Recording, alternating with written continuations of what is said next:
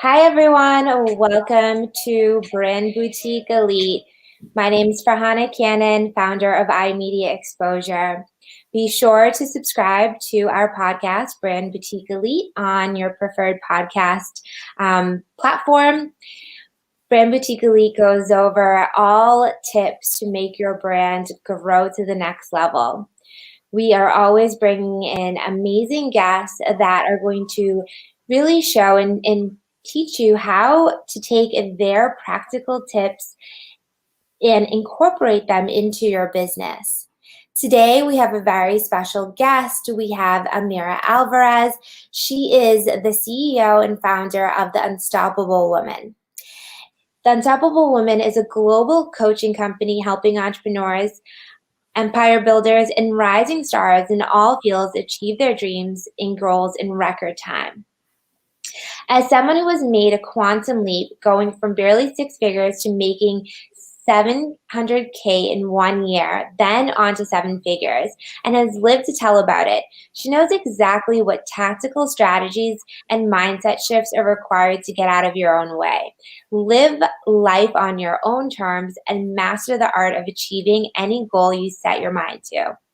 I'm sure all of you listening right now know that that is super important. There are definitely strategies and tactics for you to be able to grow your brand, grow your business, and live life the way you want. She uses these strategies to help her high achieving clients go from their I'm possible dreams and achieve them in record time.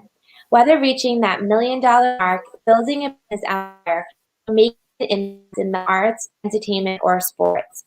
Amira is proud to have helped thousands of women and a goodly number of men too confidently break free of limitations and be unstoppable in pursuit of a life they're proud to have lived. When she's not helping others, she's continuing to say yes to her own growth and stays 100% committed to being unstoppable in her life and business. Amira has served individuals in a wide range of industries, including real estate, business consulting, the arts, coaching, law, medicine, and corporate leaders. Thank you so much for being on here today, Amira. I'm super excited to be here and to talk to you and your whole audience about this very important topic, at least to me, which is making an income breakthrough and having the freedom that comes from that. So, what does making an income breakthrough mean? And what are some of the things that hold people back? Because if I ask any of my clients, they want more sales. And if I ask anyone, of course, they want more income coming in. So, what is holding people back and how do people kind of move on and work through that? So first, to answer the question, what is an income breakthrough? So it is really breaking through an invisible barrier that you have in terms of how much you are currently able to receive, income that you can make, okay, revenue, cash in the door, whatever you want to call that, money, okay? And people have a set point about how much they can make right now. They might have a bigger goal. They might be saying, I want more, but they have a set point and they're making incremental progress. They're not doing a massive quantum leap in terms of a breakthrough. They just keep kind of incrementally making some progress, but not really having that breakthrough that they want. And the thing that's stopping them is not their intelligence, not their knowledge set, not their sense of being a good person in this world or having a good product or service or impact or, wanting to do more and be of more service. It is their inside game, their internal self-image, how they see themselves and what's possible for them. And this is something that people get initially from a sort of intellectual perspective, like, oh yeah, I have to see myself as worthy of more in order to become more and do more. But they don't see the ways that this old self-image that was built when they were very, very young is limiting them in their day-to-day decision-making process, how they're actually showing up in their business on the daily. They just think they're making good decisions, or they're just, or business is hard, or this is frustrating, or of course it's hard to get clients, when it really isn't.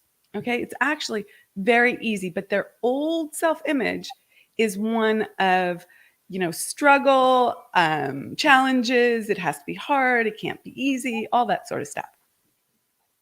Yeah, I definitely see that. I was having a conversation with one of my friends that's highly successful. He owns some condos, and he came from a family that, you know, were probably lower middle class. They were making just enough to get by. And I was like, you know what? He's like, well, I got offered $100,000 more with this job offer. And I was like, okay, awesome, go for it. He's like, yeah, I know they really like me, but I don't know if I want to leave the company and all of this stuff. And I was like, listen, like you do what's best for you and your career and you grow, like you deserve that. You've been working so hard and you're really good at what you do. And so like that conversation was just so interesting and it's exactly kind of what you're pointing at right now. Absolutely. It's such a great example because he's looking at this as, he probably has some subconscious beliefs that are saying loyalty above all else. Okay. He's probably thinking like risk is too much. Like you don't want to take too much risk. That's dangerous. Like going to a new company, you don't know what's going to happen. There is no certainty there. What if I make a mistake, right? Is something bad going to happen? And these are all the things that are in our subconscious belief structure and that build our self-image, that tell us exactly how to interpret all these outside events and opportunities that come to us. And we limit ourselves because of that. Yeah.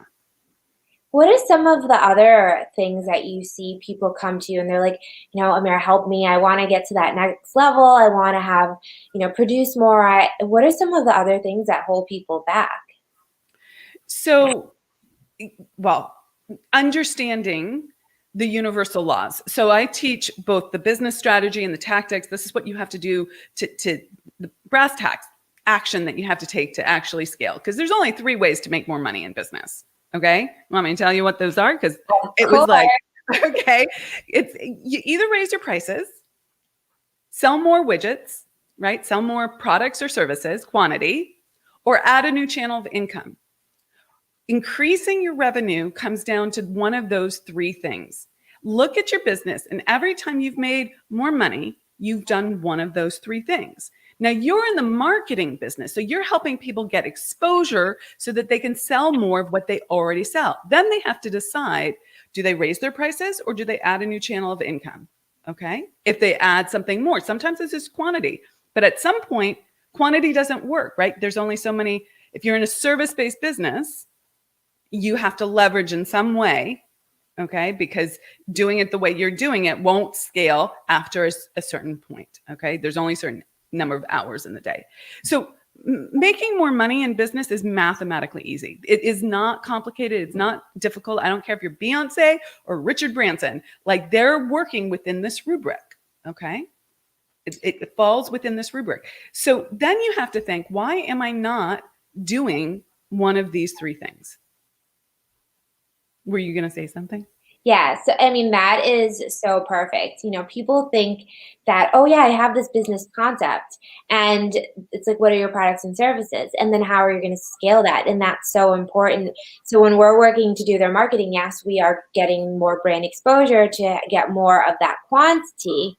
But then we also look at those different aspects. Okay, so we have this quantity. If you are a service-based business, there is a capacity that you can provide a service. And then you have to look to scale that. And so we're always working with clients. Okay, so these are your core products.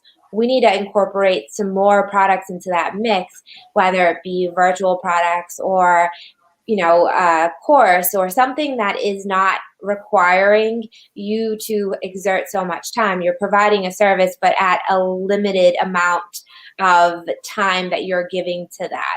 So we always look at upsells and downsells. So yes, of course, we want to grow that quantity with their marketing, then expand their product mix with upsells and downsells. And then pricing, that depends upon what the client's comfortable with. I like to do different levels in their sales and marketing funnel of pricing. So I love that you shared that, because that's exactly what we do to like we support the marketing of that and help them with like that product mix. One of the other things that I think really good marketing does is help communicate the value of what you do and your level of expertise, because the law of compensation says you'll be compensated according to the need for what you do, your ability to do it, and the difficulty in replacing you. So is there a need? Is there a big need or a small need? You can have a small need to a lot of people. My example of this is Q-tips, right? It's a small need. It's not a big need. It's not rocket science. It's not neurosurgery, right? It's a small need. You're cleaning your little ear, right?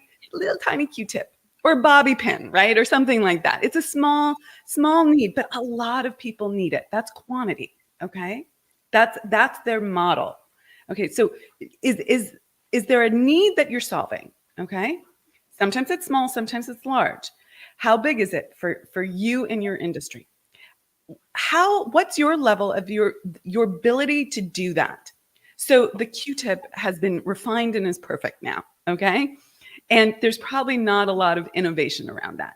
However, in a service-based business, you need to up your skill set. You need to better your best. You need to become more expert at what you do. You'll get paid more for your ability to do something, to solve that problem. How quickly can you solve that problem? I solve the problems of my clients very quickly.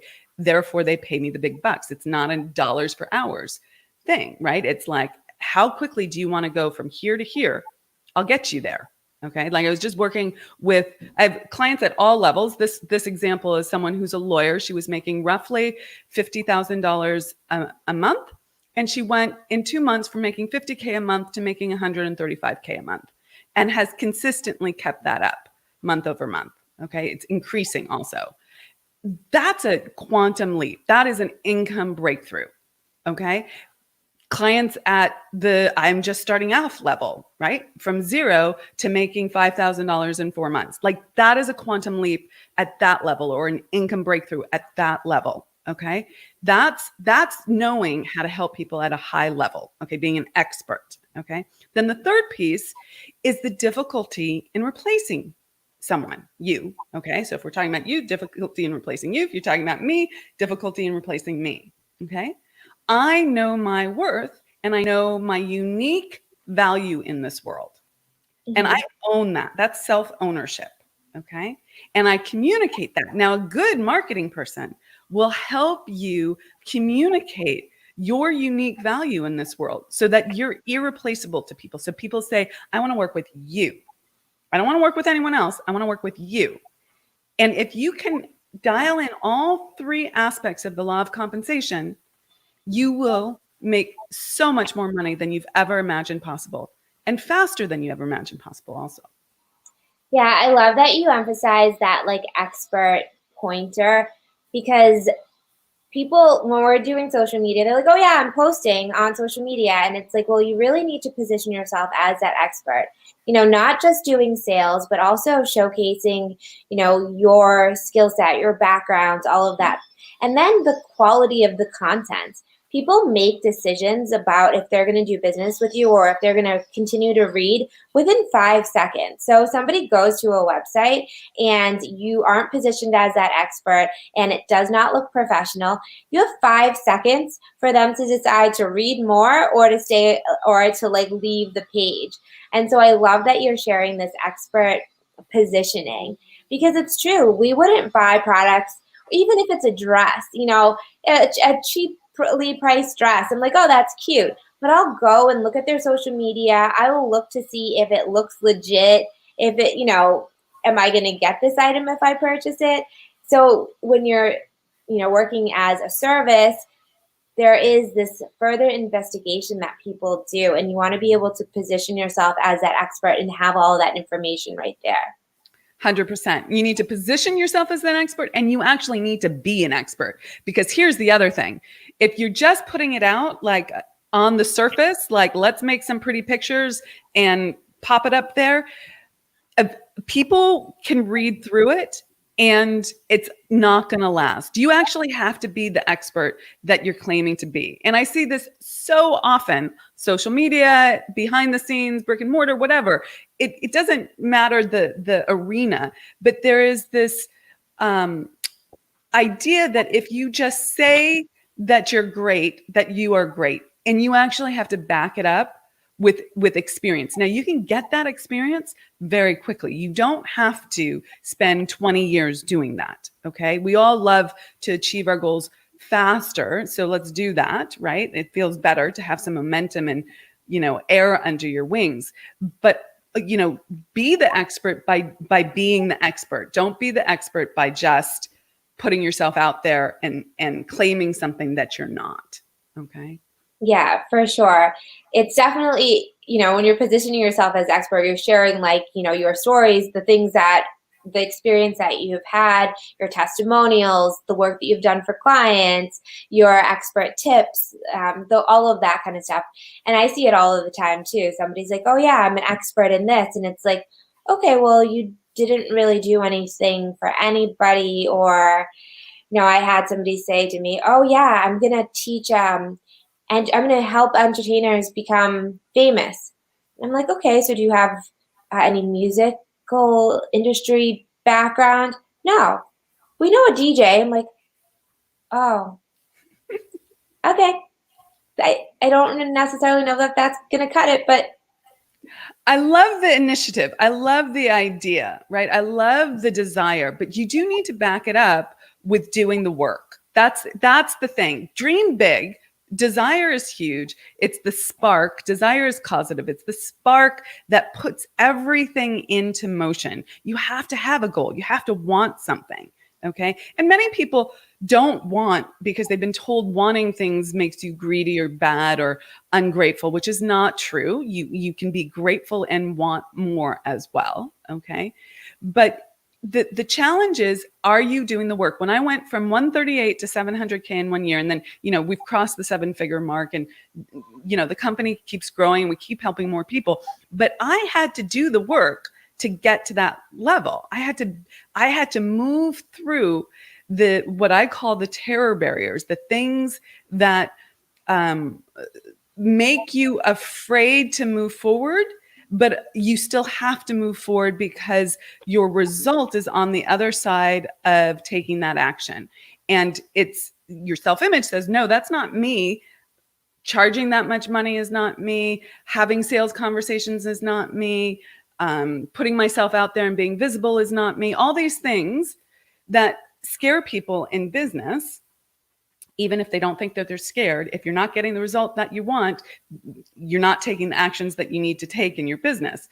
So something's stopping you. You have to learn how to be unstoppable, right? You have to move through those invisible barriers. When you do that, you raise your self-worth. Okay, you raise your knowledge and you raise your ability to be the expert in your field.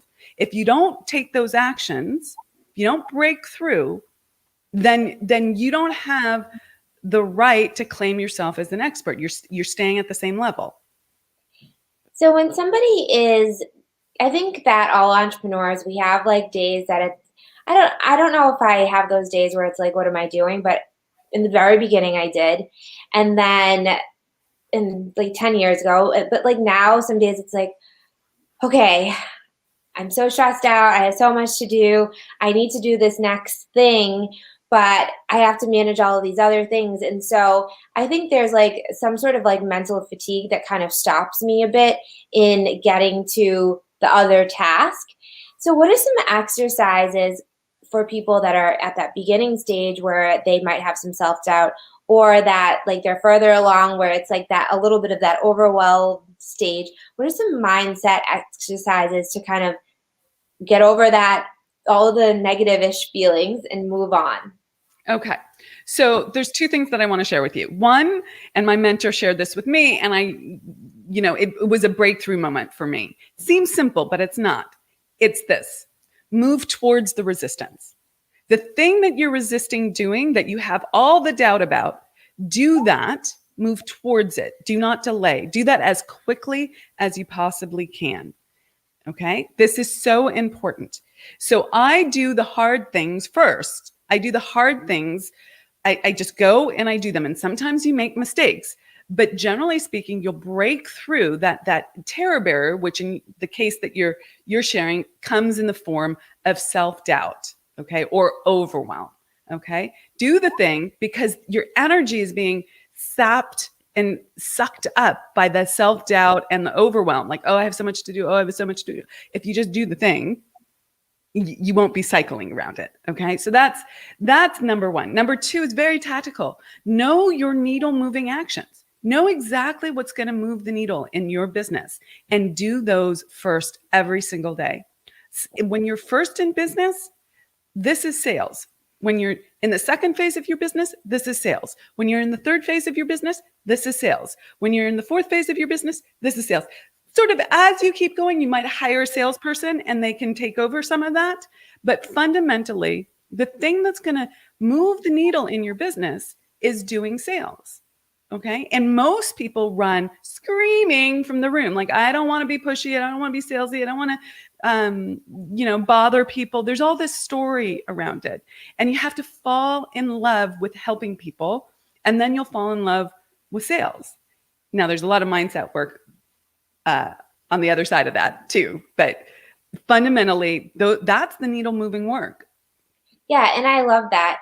And so part of the sales is to set up those appointments, start building those relationships, showcasing your products and services, having those sales page, all of those elements. Like, people think, oh, we're just going to do social media and we're going to get sales. And it's like, no, this is a way for you to get exposure, let people know about you, let people want to go into your funnels or book those appointments to like get to know you or have those discovery calls. But then you have to do the sales, and then the sales is in the follow-up and continuing on like that. Question for you. So somebody has a sales call and the person's like, that sounds great. Let me think about it. What are your strategies next? Yeah. So one, there's setting up the whole conversation before you get to that place. That's super important. Okay. Because when you shouldn't get to that question, though it still comes up. Once you're there, then you have to ask them. It's very simple. And tone of voice is very important, because if you say this with the wrong tone of voice, it's going to be too confronting. Okay. But so tell me, what is it that you need to think about? They will tell you.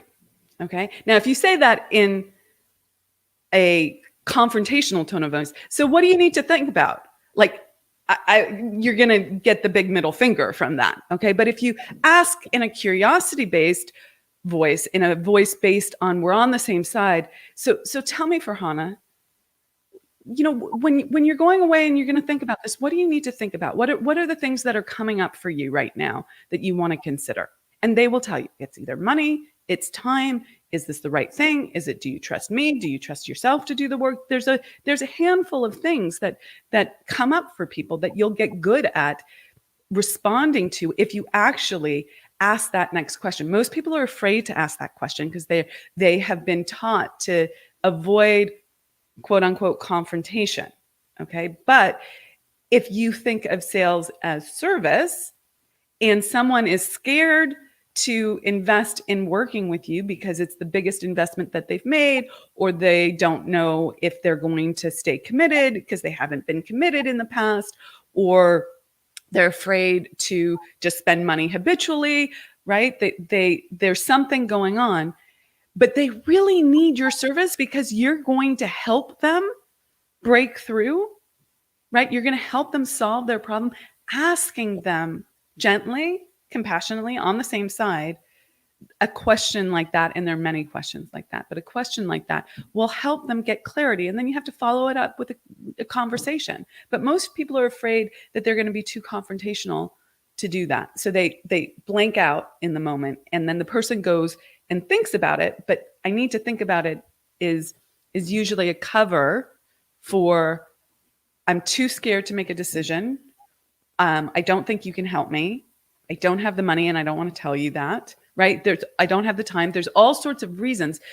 it's fine if they're a no, but if they're a yes with an excuse, you're not doing them a service by letting them just politely check out on themselves. It's not checking out on you. Okay. That's another shift that you have to remember in a sales conversation. It's not if someone says I have to think about it and goes off and doesn't think about it, right? Uses that as a excuse to just check out on themselves. It's not hurting me. Okay. You got to understand that it's not hurting me. It's hurting them. That's how I see it. Okay. And that takes you out of a scarcity mentality as a business person. You no longer need that sale. You're not going after that sale in a graspy, greedy, I'm desperate for you kind of way. You're having that conversation in an of service way. I want you to get to the best decision you can in that moment. Yeah, for sure. That makes sense. I think a lot of us, when we get that no, we're like, oh no, they don't want to work with me or they don't like me or something like that. But in reality, when I've asked further, people are really unsure about, their finances or, they want to talk it over with somebody else because they think it's a good idea, but they don't know. What are some ways to represent or speak about the products and services that you have to offer in that initial call with somebody? Do you have any tips for that? Well, I teach a whole way of doing sales. So it's not like you can't pull one little thing out and be like masterful at having a great conversation. But fundamentally, you do really need to find out what's important to the person. Okay. What do they really want? Don't make the assumption just because they're talking to you that they know what they actually want. Okay. You have to really listen and figure out, what do people really want and why is that important to them? And then you have to find out what's actually stopping them and what is at stake for them if they don't solve for that problem. If you can get to those two things on not just a logical level, but on an emotional level, you'll make a sale. Yeah, I love that. In our discovery calls, we have a questionnaire before they even get on the call, and it's kind of like check the boxes of the kinds of things that you're interested in, and then what are your top 3 goals for this year? And then we go into like, what are your goals? What are the actions that you're doing to get that? And then I give them my tips of like, okay, these are the actions that I think that would help you get to those goals. And that seems to help. And kind of, I do a presentation where it's like, okay, this is a visual presentation of these are the steps that it would take to get to those goals, and this is what we do. And I find that that's really helpful. But I love that you said it, so I'm like, yes, check. Yeah. Got that going. Yeah. I think it's important to ask people ahead of time because it gives them clarity, but then to ask them in the moment as well is really important because so many people put off their desires, right? We like I said earlier, we've been taught not to want. Okay. When you were a child, you asked your parents for something. For me, it was like, I wanted the new pair of tennis shoes or I wanted the pretty dress. And it was like, no, we don't buy brand name shoes, right? We don't buy expensive clothes. And I took that to mean I wasn't worth it and that it wasn't okay to ask for what you want.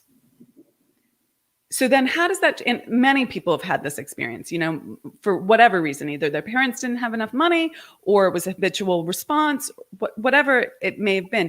In that moment, they learned that it's not okay to ask for what you want. So then and desire is causative. Desire is what like draws you forward into taking action.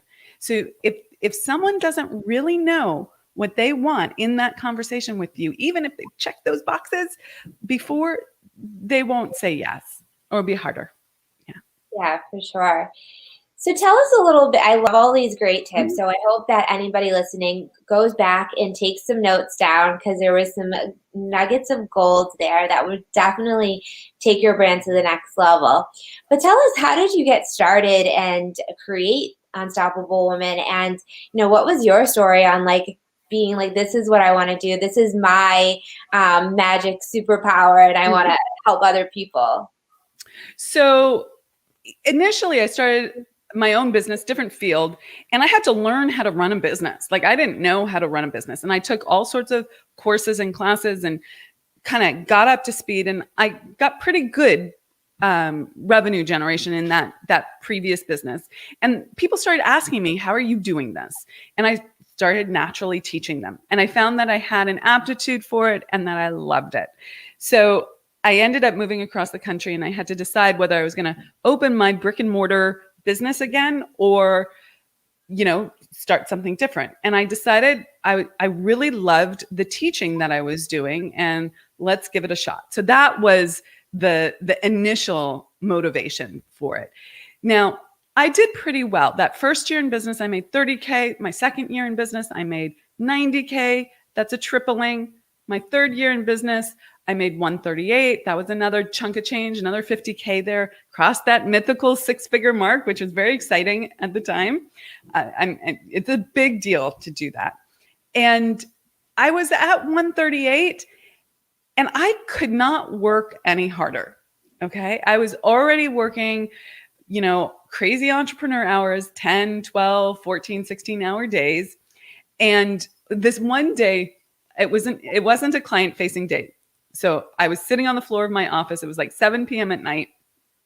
I was in the clothes I had slept in. Now, not the pretty little silk thing that I sleep in now, but this was like the sweats with the ripped t-shirt and the dog hair all over it. Okay. Like this was the sort of grungy, no one's going to see me look. Okay.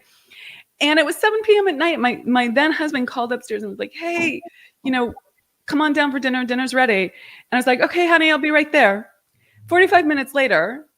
And I was like, I just need to get one more thing done. Okay. Entrepreneurs know that feeling, right? Just one more thing done. And he was like, hey, babe, I'm starting. He wasn't pissed. He wasn't angry. But I was like, this is unsustainable. Okay. Like I have been up since the crack of dawn. I'm still in the clothes that I've slept in, which means I hadn't showered. Okay. And I hadn't brushed my teeth. Like I cannot work any harder. Like if I want to double my income, and my one strategy, which is what I had, was work harder. Like be a good person, work hard. Those were my two strategies. Okay. Like I couldn't get to where I wanted to go doing that. It's just unsustainable.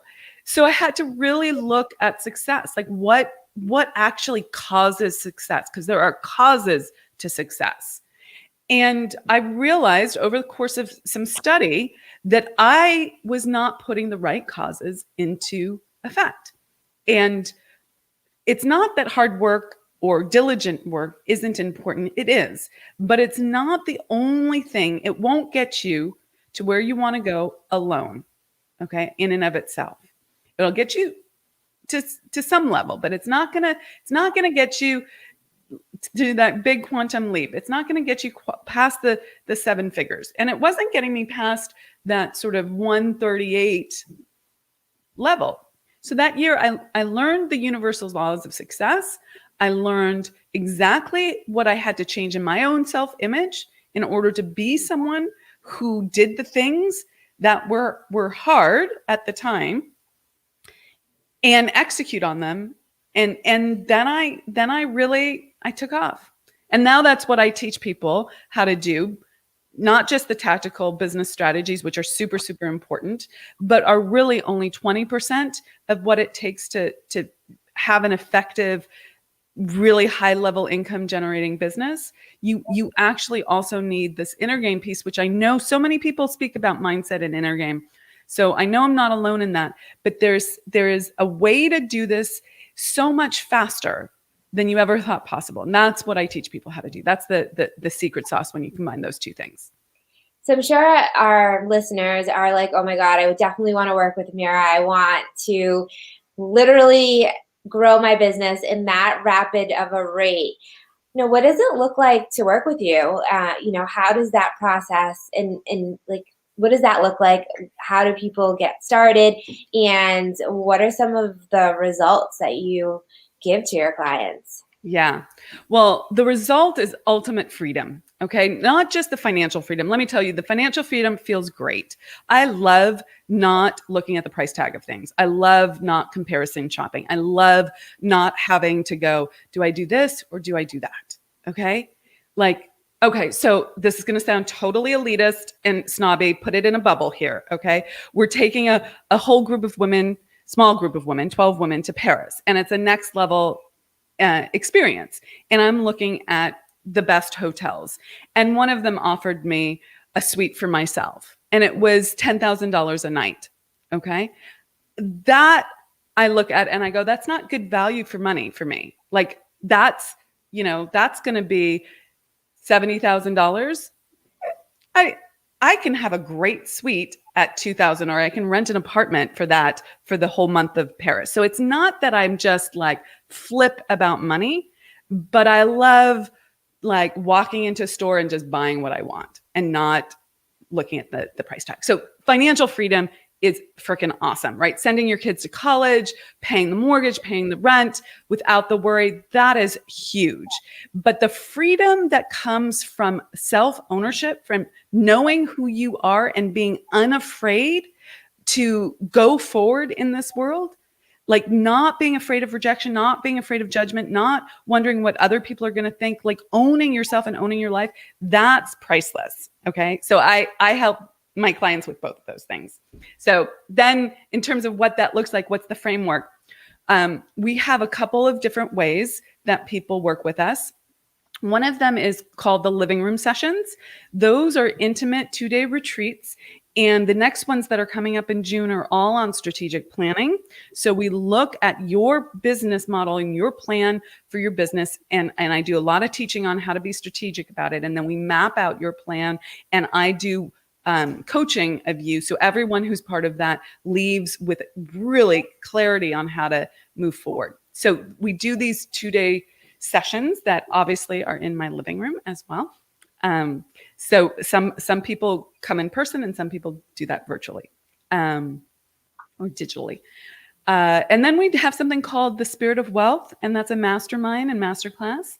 And the next iteration of that is starting in July. So if people are interested in that, they should definitely reach out to us. That's a 12-month program where we really work on self-image, like remapping your belief structure so that you are the person who does the thing. And we work on your goals and how to map out your business model, business plan. And then there's just incredible support to keep you accountable, and an incredible community of women. We do retreats, photo shoots, all sorts of beautiful things that really allow you to scale your business and understand intellectually what it takes, those spiritual laws, the universal laws, what it actually takes to grow your business. So those would be the two places that I would lead people initially. I love that. That sounds great. And if people are interested in getting in contact with you and learning more, how do they do that? Okay, so there's a number of ways. One, we have a Facebook group. If you search Facebook for Be Unstoppable, that's our Facebook group. And then if you go to our free stuff page on our website, it's called theunstoppablewoman.com/free stuff.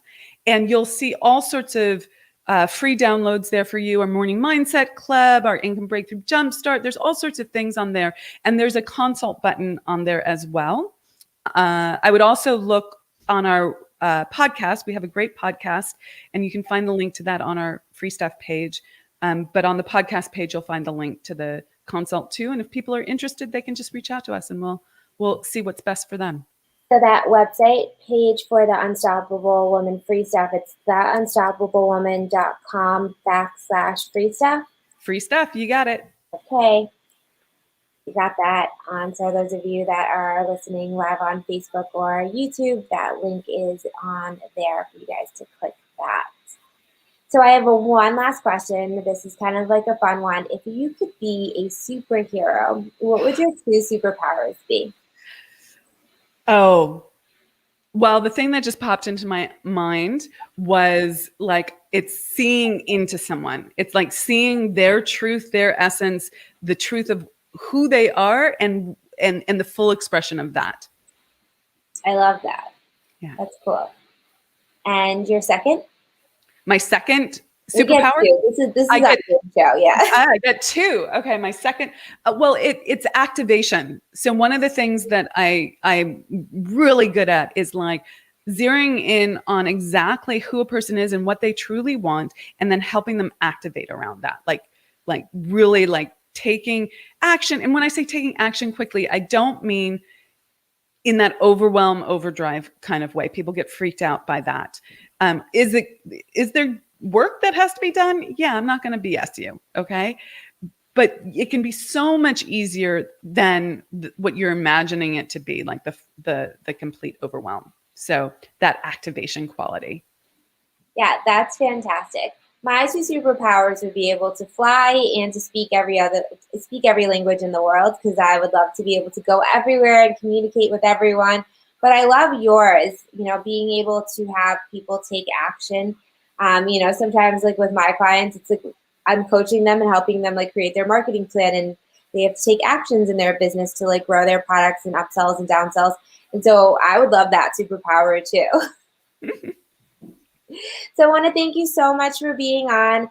All of you, be sure to subscribe, leave a review of this podcast. If you love this episode with Amira, be sure to contact her on theunstoppablewoman.com or on the Be Unstoppable on her Facebook page. Thank you so much for being on here. You're so welcome. Thanks for having me. Great questions. Bye. Bye.